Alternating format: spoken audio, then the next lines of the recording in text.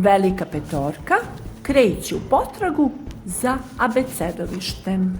Klokac ima ideju gde se ono nalazi. Moji pipci osjećaju da je abecedovište na ostrvu Jao. Moramo da ga pretražimo.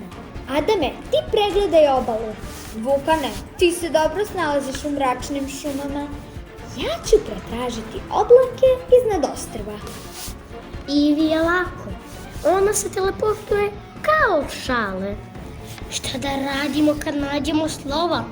A šta ako ih ne pronađemo?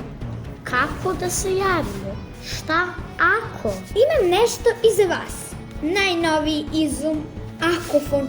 Ova sprava rešava svako naše ako. Lako se koristi. Izvolite. Hvala Ivo, logično akofon. Pa drugari, onda krećemo. Krećemo! Kaži prst na akofon. 28, 29, sad! Jao!